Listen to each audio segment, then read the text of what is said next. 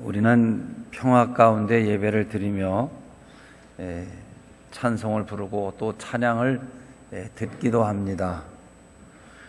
여러 악기를 연주하고 준비된 성가대에 수준 높은 음악을 주일마다 들으면서 예배를 드립니다. 그러나 오늘 본문은 하나님의 임재 앞에 생명을 건 위험스러운 순간에 부른 의미 깊은 찬송가 가사입니다. 나중에 곡을 붙여서 성전에서 불려졌겠지만 처음 이 기도를 드릴 때 다윗과 백성들의 입장은 표현할 수 없는 위험한 이 절박한 위기에서 간절하게 드렸던 기도입니다. 이 시는 전쟁에 나가는 왕을 위해 백성들이 성전에 모여 기도한 내용인데, 백성들과 찬양대 그리고 군대, 각 지휘관들, 군인 그리고 임금이 함께 합심해서 승리를 위해 드린 기도입니다. 이 시를 쓰게 된 역사적 배경을 좀 자세히 살펴보려면 사무엘하 10장을 배경으로 하는데, 다윗이 이 사울 임금의 미움을 받아 피해 다닐 때 암몬으로 피하여 암몬 왕 나하스에게 신세를 졌습니다. 은혜를 갚지 못하고 시간이 흘러 그 사이 사울은 죽었고, 다윗이 이스라엘의 임금이 되어 나라의 기초를 놓을 때 다윗에게 은혜를 주었던 이 암몬 왕이 죽었어요. 그리고 그의 아들 하눈이 왕이 되어 있었어요. 자, 이 나하스 암몬 왕이 죽었다는 말을 듣고 다윗은 과거의 은혜를 생각해 원로 대신들로 정중하게 이 조문사절단을 암몬에 보냅니다. 그런데 상대국이 암몬의 신하 한 사람이 오해를 해 자기 임금에게 고하기를, 임금님, 이 다윗이 보낸 이 조문사절단이 정말 조문하러 왔는 줄 아십니까? 우리 암몬 나라를 공격하기 위해 정탐을 하러 온 것입니다. 이렇게 일러 바치게 되고 오해가 되어 이 암몬 왕이 다윗의 사신들을 붙잡아 문초를 하고, 성경을 보면 옷을 벗기고 수염을 반만 깎게 하고 아랫도리를 중동 볼기가 나오게 한마디로 망신을 줘서 이 원로 대신들을 돌아가게 했어요. 그리고 그 일이 결국 국가 간의 전쟁이 되어버리고 말았습니다. 1차 싸움은 다윗의 지휘관인 요압과 아비세가나가 잘 싸웠어요. 그런데 1차 싸움에서 진 이 암몬은 당대 최대 강대국인 수리아의 도움을 받아 다시 이스라엘과 전쟁을 걸어온 것입니다. 이 작은 국지전이 세계대전으로 퍼져나가듯이 이 작은 나라 이스라엘과 그 암몬, 수리아, 소바, 르홉, 돕, 마하가 6개 나라를 상대로 싸워야 하는 입장이 되고 말았습니다. 암몬과 이 5개 나라는 작은 나라들이었지만 이 수리아라고 하는 이 아랍 나라는 당시 중동의 최대 강대국이었습니다. 암몬을 상대로 다윗의 군대 장관들이 이제 나가 싸워서 안 되겠다고 판단한 다윗이 직접 이번 전쟁에 출정을 지금 하고 있는 것입니다. 여러분, 임금이 몸소 전쟁터에 나간다는 말은 이 전쟁은 국가의 운명을 건 전쟁이라 된다는 뜻이죠. 전쟁은 지휘하는 지휘관의 계급을 보면 그 전쟁의 크기를 알 수가 있는데, 예를 들어 대위 계급을 단 중대장이 지휘하는 전쟁이라면 병사들 한 150명 정도가 싸우는 작은 전쟁입니다. 그런데 중령 계급장을 된 대대장이 지휘하는 전쟁은 500명 이상이 출동하여 싸우는 전쟁이고, 대령 계급을 단 연대장이 현장에서 지휘하는 전쟁이라면 수천 명이 싸우고 있는 큰 전투를 가리키는 것인데, 지금 나라의 임금이 직접 전장에 나간다면 만약 졌을 때 나라는 망가지는 것입니다. 지금 다윗이 직접 부대를 지휘하여 전쟁에 나갑니다. 국가의 운명이 달린 전쟁, 한판 전쟁을 치러야 하는 입장입니다. 암몬을 비롯한 주변 나라들은 이제 막 나라의 기초를 놓은 작은 이스라엘을 초기에 엎어버리자, 이런 계산을 깔고 6나라가 총동원되어 이스라엘을 공격하고 있습니다. 이런 국가의 운명을 건 결전을 앞에 놓고 지금 임금님, 각 부대의 지휘관들, 그리고 온 국민과 성도들이 지금 예배당에 모여서 찬송을 부릅니다. 생명을 건 예배입니다. 정말 목숨을 걸고 부르는 찬송입니다. 국가의 존폐를 걸고 드리는 예배요. 그 장엄한 긴장감이 얼마나 돌았겠나를 상상해 보십시오. 오늘 시편 20편 1절로 4절은 이렇게 시작을 합니다. 환난 날에 여호와께서 내게 응답하시고 야곱의 하나님의 이름이 너를 높이 드시며 성소에서 너를 도와주시고 시온에서 너를 붙드시며 내 모든 소재를 기억하시며 내 번제를 받아주시기를 원하노라. 이제 다윗과 그 군대는 이 기도를 의지하고 전쟁에 나가 목숨을 다하여 싸워 이겨야 하고, 백성들은 이 기도를 믿고 임금과 부대가 개선하여 올 것을 기도하며 기다려야 합니다. 오늘 본문에 환난 날에 여호와께서 내게 응답하시고, 다윗에게 있어서 또 이스라엘에게 있어서 이 환난은 지금 싸워야 나가야 하는 전쟁을 말합니다. 전쟁에서 치면 나라도 왕도 국민도 모두 없는 것입니다. 반드시 이겨야 되는 싸움을 지금 출정하고 있는 것이죠. 우리나라는 지금 상당히 오랫동안 전쟁 없이 평안한 때를 지납니다. 국가적으로는 그렇지만 개인이 생을 살아가는 데에는 수많은 환난과 질병과 사고와 경제적인 위기들이 있습니다. 여러 가지 고난이 있습니다. 인생은 거듭된 고난 속에서 살아가는 것입니다. 오늘 다윗의 기도와 승리가 날마다 환난과 고난을 겪는 여러분의 삶의 승리의 기도가 되시기를 바랍니다. 먼저 하나님은 환난 중에 드리는 기도에 응답하시는 하나님이십니다. 사람은 환난을 원하지 않지만 환난은 우리에게 끊임이 없습니다. 장래가 난 나라의 조문사절단을 정중하게 보냈는데 이것이 전쟁이 될 줄을 누가 알았겠습니까? 그것도 나라의 존폐를 건 이런 전쟁이 될 줄은 다윗도 상상하지 못했던 것입니다. 세상을 살아가며 나이가 들어갈수록 참 인간은 연약하다는 그런 생각을 합니다. 시간의 제한을 받아 어쩔 수 없이 나이를 먹어 늙어가는 데는 대책이 없어요. 12월도 벌써 셋째 주일 쏜살같이 지나갑니다. 한 해가 그렇지 않습니까? 여러분, 정신없이 지났어요. 우리는 육체를 가졌기에 질병으로 죽게 된다는 것을 염려하지 않고 사는 사람이 아무도 없습니다. 제가 아는 한 분은 아침에 출근을 했다.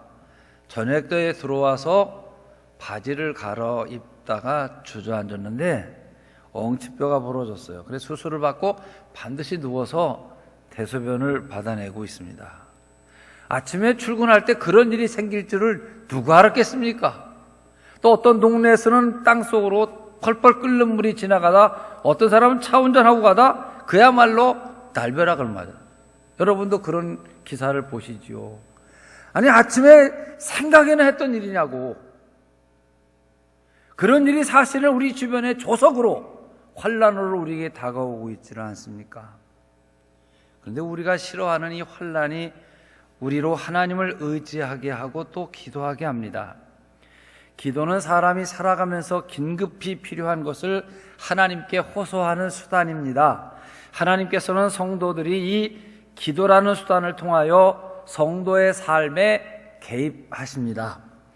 이스라엘의 요압이 암몬을 공격했을 때 자기의 힘이 부족한 암몬 왕은 주변의 여러 나라들의 말과 병거와 수만 명의 군인들을 동원하여 자기의 부족함을 이웃나라 군대로 보충을 합니다. 그러나 이스라엘과 다윗은 기도함으로 이 전쟁에 하나님을 개입시키고 있습니다.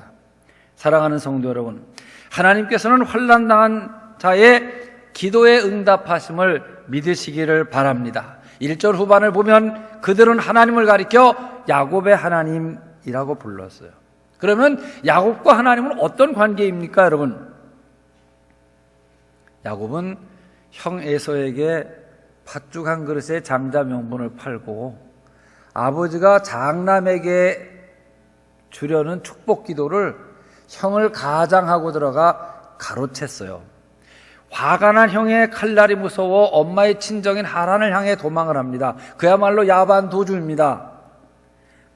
가도 끝없는 사막 한가운데서 밤을 맞습니다. 아무도 야곱을 도와줄 수가 없습니다.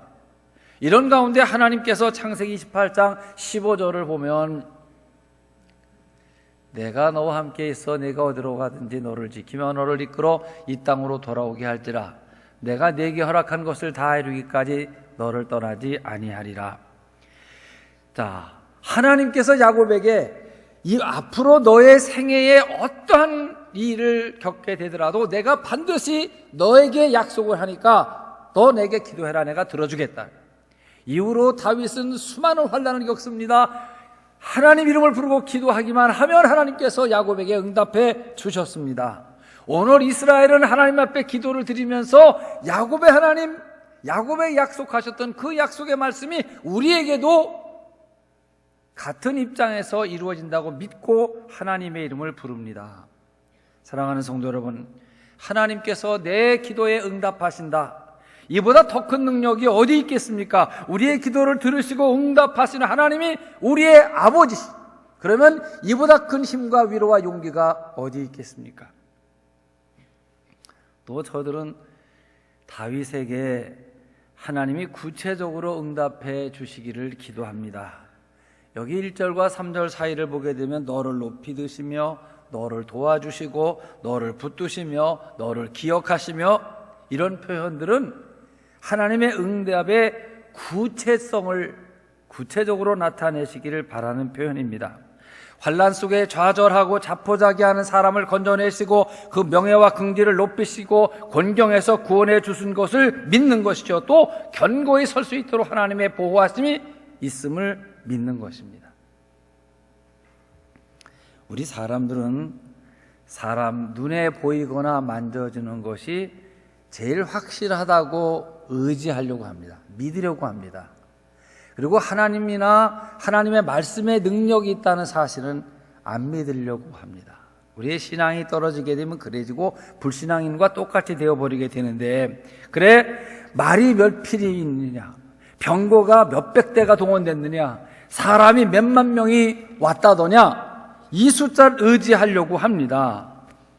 그런데 여러분, 우리가 의지하는 저 사람이 나 같은 사람입니다. 그러면 결국 나 같은 사람을 의지해서 어떻게 이 전쟁에서 이길 수 있다고 생각을 하십니까? 나 자신이 내가 생각해도 내가 믿을 만한 사람이 못 됩니다. 전에 중국을 여행을 하다 보면 이 여행 코스 중에 짝퉁을 파는 가게에 들리는 그 순서가 있어요.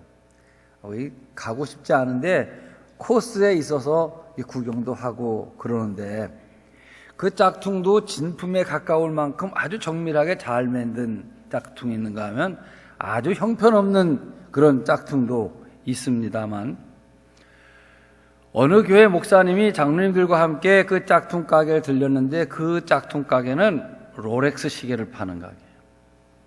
저 롤렉스 시계 공항 면세점에서 있는 거 보고 가격표를 이렇게 보니까 뭐 1,500만 원, 2,000만 원, 뭐 가격이 어마어마한데 딱 3만 원 가격표가 붙어 있는 거예요. 번쩍번쩍한 금장으로 된 걸. 그래서 목사님이 하나 턱 샀어요. 그 장로님도 하나씩 샀어. 근데 이 롤렉스 시계를 사고 교회가 시험이 들었는데 이 짝퉁 3만 원짜리 시계를 1,500만 원짜리로 생각하고 사는 목사를 보면서 같이 갔던 장로님이 시험 들었는데, 아니 얼마나 고급 시계가 차고 싶었으면 3만 원짜리를 1,500만 원짜리로 차고 다니고 싶어 할까. 이런 눈으로 목사를 보니까 목사가 짝퉁 목사가더래. 그리고 인격이 짝퉁 같고 신뢰가 깨지더라는 거예요. 그래서 그 같이 시계를 산 장로님이 이제 시험에 들고, 그 다음에 교회 와서 그거를 뜩 타고 있으니까 사람들이 목사님 시계 번쩍거리는 걸 보고 또 시험 드는데, 아니 목사님이 쓰는 돈이 다 헌금으로 사는 건데 그렇지 않습니까? 아니 저기 몇 천만 원짜리를 차고 있다니, 아우 난 시험 들어오면 안 되겠다. 그래 다음 주부터는 딴 교회 가야 되겠다. 이렇게 시험이 들었어요. 그런데 주일이 지나고 3일째가 되니까 이 장로님 시계가 고장이 났고 이쪽 장로님 시계도 고장이 난 거예요. 여러분 실제 중국에 가면 가이드가 그런 말을 해요. 이거 사지 마세요. 사서 공항에 오기 전에 섣벌인데 팔 때까지만 가, 시계가. 그런 거예요. 그래서 3일 만에 2대가 쓰고 1개 목사님 건 가고 있는데, 장로님이 시계가 섰다는 말 얘기를 듣고 나서 자기 시계를 보니까 시간이 가는데도 이게 도저히 가리키는 시간을 믿을 수가 없어서 휴대폰 꺼내봐가지고 만나보고 일주일에 하루 종일 그게 일이 되는 거예요. 그렇잖아요. 이게 진짜 시계였다면 확인할 필요가 없죠. 진품이라면. 그런데 짝퉁인데 2개가 섰어. 그러니 이거의 시간을 지금 12시 3분인데 믿을 수가 없다 이거예요. 그래서 휴대폰 꺼내서 만나 하다 보니까 이것 때문에 이렇게 이거 벗어버리고, 목사님이 그런 깨달음을 간증하시더라고요. 내가 짝퉁 목사가 아닌가, 아니면 진품인가, 나라고 하는 시계가 잘 가고 있는가, 하나님께서 아침 저녁으로 하루에 몇 번씩 나라고 하는 시계가 제대로 가나 확인하고 계시는 것은 아닐까. 그런 고민을 하고 진품이 되기 위한 기도를 시작했다, 그런 말을 해요. 어떻게 생각하십니까 여러분들은? 우리 짝퉁 권사님은 안 계실지 모르겠네. 짝퉁 집사님, 짝퉁 구역장님, 짝퉁 교사들, 짝퉁 기독교인들이 얼마든지 있을 수 있을 거예요.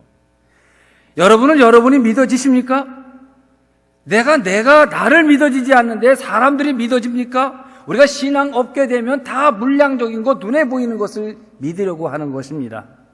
사랑하는 성도 여러분, 하나님은 천지를 창조하셨습니다.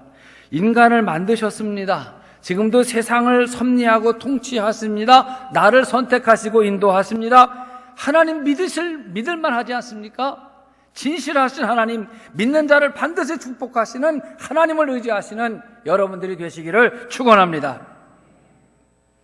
이 동유럽 쪽을 여행해 보면 그 오스트리아라고 하는 나라가 있어요.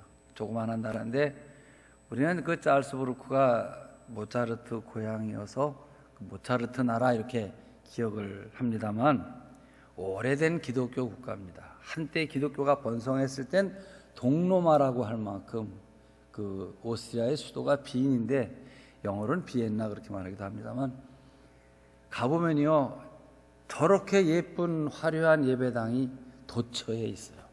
그리고 예배당 안에 가보면 이 파이프 오르간 뭐 십수십억씩 나가는 그런 건데 그 귀한 악기가 딱 있으면 그야말로 도시가 보석 같고 예배당이 보석 같은 아름다운 나라예요. 지금은 그게 공산화됐다가 다시 개방이 됐는데, 이 공산화된 시간 동안 70년, 100여 년 동안 아무도 예수를 안 믿어서 사실은 불신 국가입니다. 그런데 예배당만, 그 예배당을 칠 때, 그 악기를 설치할 때 교회가 얼마나 번성했겠나, 이거를 우리에게 보여주는 그런 나라인데, 거기를 나폴레옹의 군대가 쳐들어왔습니다. 교회가 번성할 때 얘기해요. 나폴레옹 휘하에 마세나라는 장군이 18만을 동원해 이 수도를 완전히 포위해버렸어요. 오스트리아의 군인이나 국민 시민들이나 아무도 싸울 생각을 못하고 항복을 해야 된다, 이런 체념 상태에 주일을 맞는 거예요. 그날이 마침 부활주일입니다. 모두가 다 한숨만 쉬고 있는데 늙은 한 목사님이, 아니 그냥 한숨만 쉬면 뭐하냐, 예배라도 드려야지, 모든 거 팽개치고 우리 예배 드리자. 죽던 살던 모두 맡기고 예배드리자. 그리고 이분이 나가 교회 종을 쳤어요. 옛날에 우리나라도 교회들이 다 예배 30분 전에 종을 쳤어요. 떨그렁 하고 치고, 또 예배 직전에 재종을, 처음 친 걸 초종, 그리고 30분 후에 예배 시작할 때 치는 종을 재종이라고 쳐서 아마 시계들이 없을 때 알리기 위해 그랬던 것 같습니다만, 온 도시의 모든 교회가 다 똑같이 11시에 예배를 날리는 종이 쳐졌어요. 그리고 모두가 다 주께 맡기고 찬송하고 예배 드렸어요. 신기한 것은 나폴레옹 군대가 포위를 풀고 물러나 버렸다는 거예요. 저들 생각엔 교회가 울린 그 종소리가 이웃나라 응원군이 오는 신호로 알아듣고 저들은 갔고 저들은 평화롭게 부활주일 예배를 드렸다는 거예요. 하나님은 환난 중에 성도의 기도를 들으시는 하나님이십니다. 두 번째, 예배를 통하여 계속 하나님과 교제하기를 위하여 기도를 한 것입니다. 여기 3절을 보면 내 모든 소재를 기억하시며 내 번제 받아주시기를 원하노라. 아시는 바와 같이 모든 은혜는 예배를 통해서 오지요. 예배는 사람이 하나님을 만나는 행위예요. 또 하나님께서는 예배를 받으시고 예배를 드린 이들에게 은혜로 대신 갚아주시는 거예요. 이게 반복되면서 우리는 예배와 함께 일생을 하나님의 은혜를 유지하며 살아가는 것이죠. 여기 소제라는 것은 곡식으로 피 없이 드리는 제사고, 번제는 피를 드리는 제사입니다. 뜻은 소제는 노력과 시간과 봉사를 바치는 것을 의미하고, 번제는 생명을 바친다는 의미로 소제와 번제를 드리고 했어요. 우리가 하나님께 예배를 드립니다. 예배를 드리고 봉사하는 것은 하나님의 축복과 도우심을 믿기 때문이죠. 오늘 여러분이 예배를 드리십니다. 오늘 이 공간 여러 곳에서 봉사하고 시간을 드리고 헌신하시는 분들은 하나님께서 나를 축복하시고 도우실 것이다, 이 믿음이 있기 때문에 우리가 예배를 드리고 헌신과 봉사를 하는 것이죠. 그리고 그 중심으로 그것을 할 때 주님은 우리를 만나주시는 거예요. 은혜를 주시는 거예요. 목회를 하면서 실수하는 일 중에 하나가 이 사람을 잘 알아보지 못하는 일입니다. 얼굴은 아는데 이름이 생각 안 나고, 또 이름은 아는데 얼굴이 생각이 안 나고, 동명이인이 있고, 교회를 여러 번 나오셨는데 악수하면서 처음 오셨죠. 그러면 그분 입장에서 얼마나 불쾌하겠어요. 그렇죠? 사진도 같이 찍고 신방도 갔다 오고 나서 언제 처음 오셨지요? 그러니 얼마나 불쾌할까 여러분 생각을 해보세요. 근데 사실은 여러분들도 세상을 사시면서 사람 잘 못 보는 그런 실수를 하실 거예요. 자, 우리 하나님께서 우리를 만나주시는 일이 오다 가다 그런 만남이 아니라 개인적이고 인격적으로 1대1로, 아니 중심으로 우리를 만나시고 우리가 우리 예배를 받으시는 겁니다. 뿐만 아니라 예배로 끝나는 것이 아니라 우리의 몸을 거룩한 산제사로 드리라고 하셨습니다. 이 산제사는 봉사를 통하여 헌신하라는 것이죠. 우리가 나라를 사랑한다고 하면 세금을 내야 되고 군대를 갔다 와야 합니다. 교회를 사랑하고 주님을 사랑하는 사람은 봉사를 해야 됩니다. 여러분, 지난 한 해 어떤 직분으로 어떤 위치에서 봉사를 하셨습니까? 또 맞이하는 새해에는 어떤 직분으로 어떤 봉사를 해야 될까 계획을 세우시기를 바랍니다. 주님은 예배만 받으시는 것이 아니라 우리의 헌신과 봉사까지도 예배로 받으시는 분이심을 아셔야 돼요. 자, 우리가 하나님께서 아브라함을 선택하신 것이 단순히 아브라함을 위해서만이 아니라 아브라함이 하나님을 믿음으로 아브라함을 다른 사람을 섬기도록, 그래서 하나님의 일을 하는 사람으로 이것을 복의 근원이라 이런 말을 씁니다. 만약 아브라함이 복의 근원이 되질 않았다면, 즉 다른 사람에게 복을 전달해주는 통로로서 헌신과 봉사가 없었다면 아브라함 이야기는 성경에 기록되지 않았을 것입니다. 하나님의 사람 다윗은 하나님께 헌신과 봉사와 희생을 드린 사람입니다. 그러므로 하나님께서 나를 도와주실 것이라는 확신을 갖고 있는 것이죠. 4절을 보면 내 마음의 소원대로 허락하시고 내 모든 계획을 이루어 주시기를 원하노라. 이스라엘 사람들은 인사할 때 샬롬 그렇게 인사, 평화 그런 말이고 여호와 샬롬 그러면 너와 나 사이에 하나님의 평화가 이루어지기를 바란다, 그런 뜻이 됩니다. 이 평화는 예배가 하나님께 상달됨으로써 주어지는 평안입니다. 여러분, 예배가 받아들여지는 것, 우리의 기도가 하나님께 드려지는 것이, 이것이 복입니다. 만약 우리 예배를 안 받으시고 우리의 기도, 우리의 헌신과 봉사를 외면하신다면 우리 예배는 카인의 제사같이 될 거예요. 아벨과 카인이 하나님 앞에 제사를 드렸을 때 하나님께서 아벨의 제사는 받으시고 카인의 제사는 외면해 버리셨어요. 창세기 4장을 보게 되면 카인의 하나님에게서 버려지는 그런 장면이 예배 실패, 아니 하나님께서 예배를 받지 않으시면 그의 생애는 끝나버리고 마는 거예요. 그리고 우리는 예배를 드릴 때마다 하나님 우리 예배를 받아주십시오, 우리의 찬양을 받아주세요, 우리의 기도를 받아주세요, 내가 오늘 헌신과 봉사를 드립니다, 하나님이 보시고 받아주세요, 이런 기도를 꼭 하면서 해야 돼요. 서양 사람들은 예배를 마치고 나오면서 악수를 하면 God bless you 이렇게 인사를 합니다. 하나님의 축복이 내게 있기를 바란다, 이렇게 빌어주는 거죠. 사실 그 뜻은 하나님과 너 복받을 수 있는 관계를 가져라, 그런 뜻이기도 합니다. 하나님 축복을 받을 수 있는 관계가 무엇이에요? 예배지요. 하나님이 받을 수 있는 예배를 드리는 사람이 되십시오. 하나님이 받으실 수 있는 봉사를 드리는 사람이 되십시오. 하나님께서는 예배와 봉사를 드리시고 그의 기도를 응답해 주시는 것입니다. 그들의 마음의 소원을 이루어 주신다. 봉사는 하나님의 응답을 삶에 나타나게 하는 또 하나의 예배가 되는 것이죠. 그래서 신앙인의 타락은 예배를 드리는 것이 빠지기 시작하고 봉사의 즐거움을 잃어버리면 그는 타락합니다. 타락이란 하나님이 뜻하신 자리에 없는 게 타락이에요. 하나님이 너는 예배의 자리에, 너는 봉사의 자리에 있어야 되는데 그 자리를 잃어버리는 것이 바로 타락입니다. 다윗과 이스라엘 백성은 우리 예배와 헌신과 봉사가 하나님께 받아들여지기를 위하여 기도를 드립니다. 세 번째는 악에 대한 승리의 확신입니다. 5절을 보면 이 기도를 드리는 성도들의 마음속엔 이미 벌써 승리에 대한 확신을 갖고 있습니다. 우리가 너의 승리로 말미암아 개가를 부르며 우리 하나님의 이름으로 우리의 깃발을 세우리니 여호와께서 내 모든 기도를 이루어 주시기를 원하노라. 우리 하나님은 전쟁에 능하신 하나님이십니다.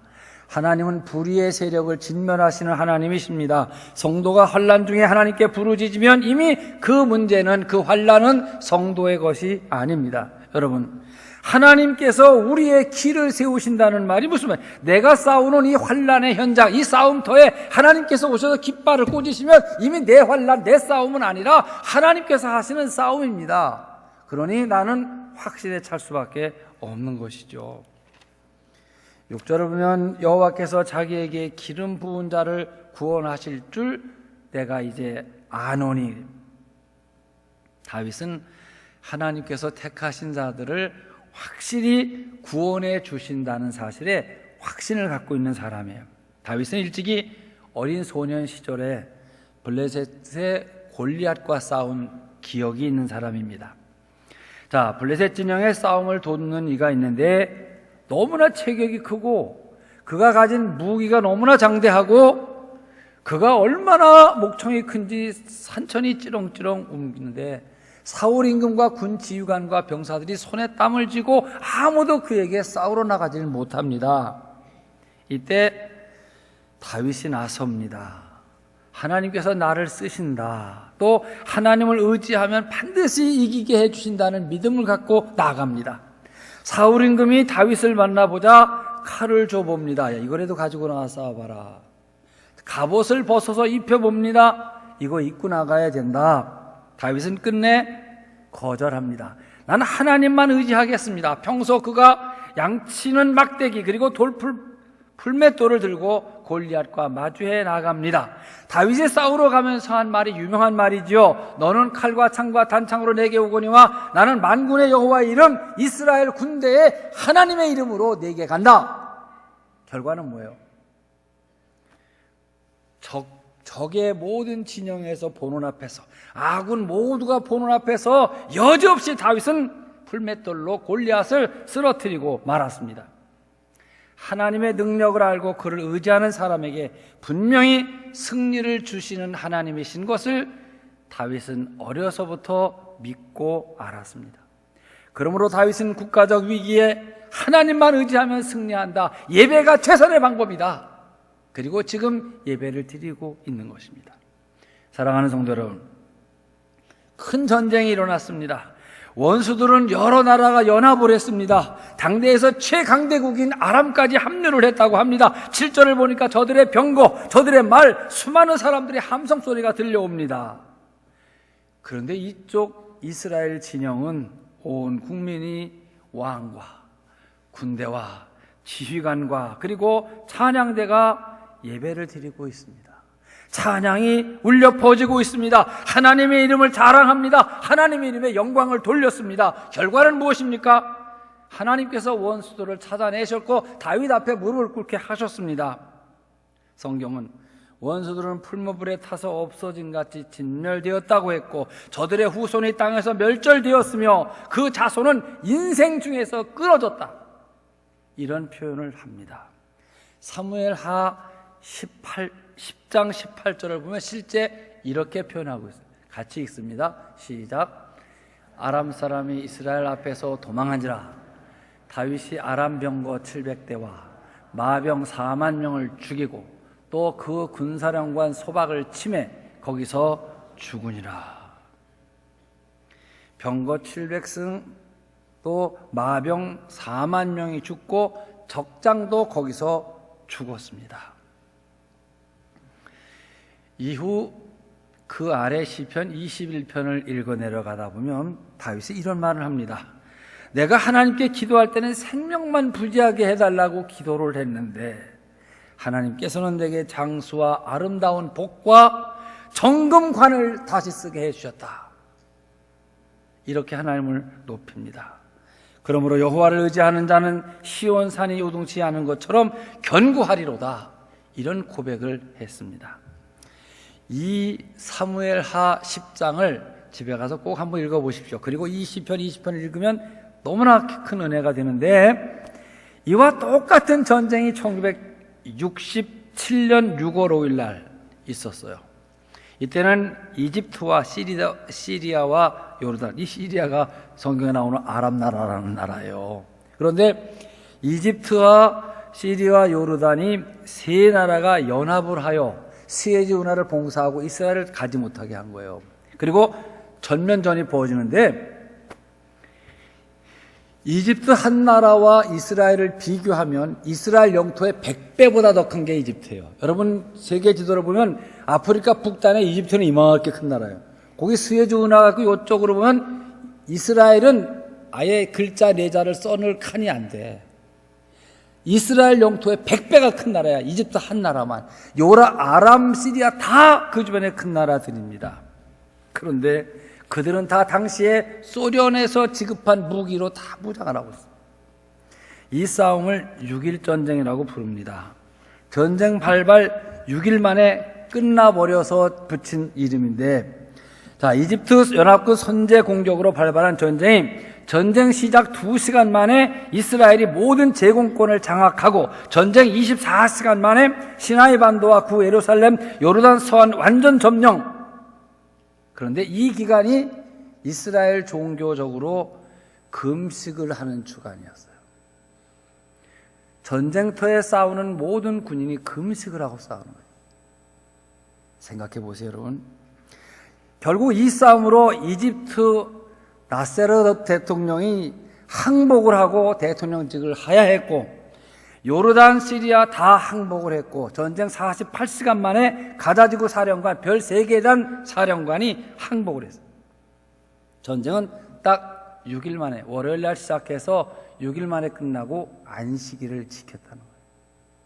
근데 그 기사를 보면 사무엘하 10장 싸움의 재판이었다 이렇게. 사무엘하 10장은 6개 나라가 조그만 나라들이 합치고 이 아랍 나라 큰 나라하고 6개 나라가 들어왔고 지금 3나라인데 다 수천 년 전 있었던 일이 그대로 역사 속에 다시 1965년 재판되는데 67년 6월 5일 날 이스라엘의 승리. 기사들은 사무엘하 10장의 재판이었다 이렇게 말합니다. 주님은 너는 내게 부르짖으라 내가 내게 응답하겠고 네가 알지 못하는 크고 비밀한 일을 보이리라. 주님은 성도들을 존귀하게 여기십니다. 성도들의 환난 날에 부르짖는 기도에 응답하시는 주님이십니다.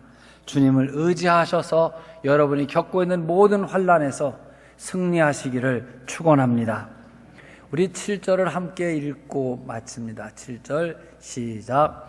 어떤 사람은 병거 어떤 사람은 말을 의지하나 우리는 여호와 우리 하나님의 이름을 자랑하리로다. 아멘. 기도하겠습니다. 사랑하시는 주님, 전쟁이 나고 한쪽은 병거를 모으고 군인들을 동원하여 함성을 지르고 한쪽에서는 임금과 지휘관과 그리고 찬양대가 긴장감이 도는 예배를 드립니다. 시편 20편은 그 예배의 기도의 내용이며 동시 찬양의 가사와 같은 말씀인데 우리가 생을 살아가면서 하나님을 의지하는 이들에게 하나님은 이러한 승리를 약속해 주십니다. 오늘 다윗과 이스라엘은 찬양하고 기도함으로 하나님을 이 전쟁에 개입시키게 하셨고 하나님의 승리가 곧 이스라엘의 승리가 되었습니다. 우리의 생애 속에 날마다 부딪히는 질병과 사고와 경제적인 어려운 일 앞에서 우리 하나님께 기도하여 환난 날에 승리하는 우리들 되게 해 주시옵소서. 귀하신 예수님 이름으로 기도하옵나이다. 아멘.